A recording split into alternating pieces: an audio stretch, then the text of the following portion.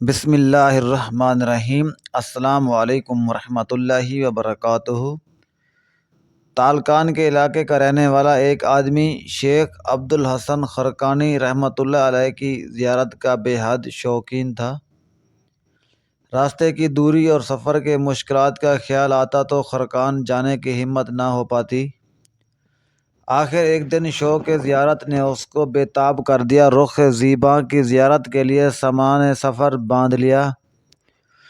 راستہ کٹھن اور دشوار گزرتا لیکن وہ ہمت کا پکا تھا۔ کئی دن تک پہاڑی اور جنگلی راستے سے ہوتا ہوا ایک طویل اور پرصعوبت سفر کے بعد آخر کار منزل مقصود تک پہنچ گیا۔ شہر خرقان میں آ کر اس نے شیخ عبدالحسن رحمۃ اللہ علیہ کے گھر کا پتہ دریافت کیا۔ وہاں جا کر نہایت ادب کے ساتھ دروازے کی زنجیر ہلائی۔ تھوڑی دیر کے بعد ایک عورت نے کھڑکی سے جھانک کر پوچھا، کون ہیں؟ اس نے جواب دیا، میں حضرت شیخ عبدالحسن کی قدم بوسی کے لیے شہر تالکان سے حاضر خدمت ہوا ہوں۔ اس عورت نے کہا، واہ میاں درویش، بھلا یہ بھی کوئی مقصد تھا جس کے لیے تو نے اب اتنا طویل اور کٹھن سفر کیا؟ معلوم ہوتا ہے تو نے دھوپ میں اپنی داڑھی سفید کی ہے اور تمہاری عقل و دانش پر رونے کو جی چاہتا ہے۔ کیا تجھے اپنے وطن میں کوئی کام دھندا نہ تھا؟ عقیدت مند یہ ماجرا دیکھ کر ہکا بکا رہ گیا اور اس کی آنکھوں سے آنسو بہنے لگ گئے۔ تاہم اس نے ہمت کر کے پوچھا، حقیقت حال کچھ بھی ہو یہ تو بتائیے، شیخ صاحب کہاں ہیں؟ چونکہ وہ عقیدت کا ہاتھ تھام کر آیا تھا اس لیے خاموش رہا۔ عورت نے جواب دیا، ارے وہ کہاں کا شیخ اور شاہ بن گیا، اس نے تو دھوکے کا جال بچھا رکھا ہے، تو جیسے احمقوں کو اپنی ولایت کے جال میں پھنساتا ہے۔ ابھی بھی وقت ہے، جہاں سے آیا ہے الٹے پاؤں واپس چلا جا، ورنہ اس دغا باز کے چکر میں پھنس کر تباہ و برباد ہو جائے گا۔ نہ دین کا رہے گا نہ دنیا کا۔ وہ بڑا حضرت ہے، اس کی زبان اور آنکھوں میں ایسا جادو ہے کہ اچھا خاصا عقل مند بھی اس کی فریب میں آ جاتا ہے۔ بھلا نبی پاک صلی اللہ علیہ وآلہ وسلم اور آپ صلی اللہ علیہ وسلم کے اصحاب رضی اللہ عنہ کا یہی طریق تھا۔ ان جیسے لوگوں نے تقوی اور کام میں شریعت کو ڈال دیا ہے۔ آج تو ایک عمر رضی اللہ عنہ کی ضرورت ہے جو سختی سے ان لوگوں کا محاسبہ کرے۔ اب تو شیخ کے متقد کے صبر کا پیمانہ لبریز ہو گیا اور کہنے لگا، چراغ تلے اندھیرا ہے بی بی۔ شیخ کے انوار فیوض سے ایک دنیا جگمگا رہی ہے اور ان کی شان عظمت نے اخلاق کی رفتوں کو چھو لیا۔ چاند پر تھوکنے والا اپنا منہ پر ہی تھوکتا ہے، کتا دریا میں گر جائے تو پانی ناپاک نہیں ہوتا۔ آفتاب عالم تاب پر لاکھوں پھونکے مارو وہ کبھی نہیں بھول سکتا۔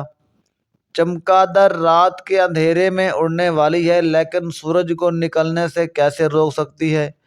غرض درویش نے شیخ کی اہلیہ کو ایسی کھری کھری سنائی کہ وہ اپنا منہ سا لے کر رہ گئی۔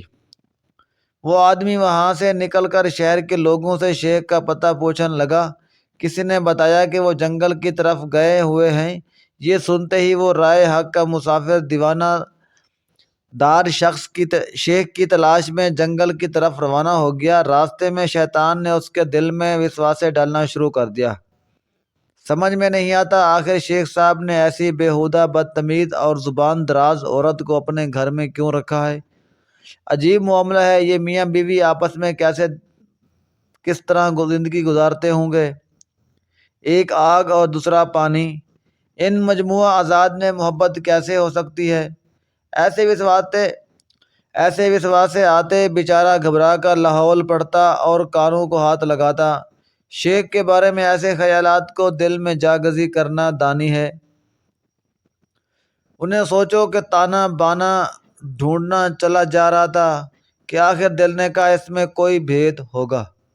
انہیں خیالات کی دنیا میں گھومتا ہوا اس کی نظر ایک شخص پر پڑی جو شیر کی پیٹھ پر اس شان سے سوار تھا کہ پیچھے لکڑیوں کا گٹھ لدا ہوا ہے اور ہاتھ میں سیاہ سانپ کا کوڑا ہے۔ عقیدت مند سمجھ گیا کہ یہی حضرت شیخ عبدالحسن خرقانی رحمۃ اللہ علیہ ہیں۔ اس سے پہلے کہ یہ کچھ عرض کرتا، شیخ نے دور سے ہی مسکراتے ہوئے فرمایا، عزیزم اپنے فریبی نفس کی باتوں میں نہ آ اور نہ ان پر دھیان نہ دے۔ ہمارا اکیلا پن اور جوڑا ہونا نفس کی خواہشات کے لیے نہیں ہے، اللہ عز و جل کے حکم کی تعمیل کے لیے۔ ہم اس جیسے سینکڑوں بے وقوفوں کا بوجھ برداشت کرتے ہیں۔ یہ گفتگو میں نے تیری خاطر کی ہے تاکہ تو بھی بدہو ساتھی سے بنا رکھے۔ تنگی کا بار ہنسی خوشی برداشت کر، کیونکہ صبر کشادگی کی کنجی ہے۔ اللہ تبارک و تعالیٰ نے مجھے یہ بلند مقام اپنی بیوی کی بد زبانی پر صبر کرنے کی وجہ سے عطا فرمایا ہے۔ اگر میں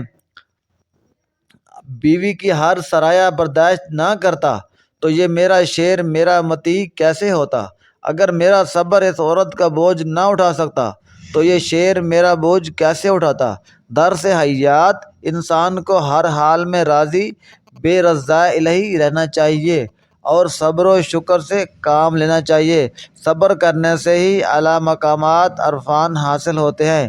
ویڈیو اچھی لگی ہو پلیز لائک اور سبسکرائب کمنٹس میں ضرور بتائیے گا۔ وما علینا الا البلاغ المبین۔ اللہ حافظ۔ صدق اللہ العظیم۔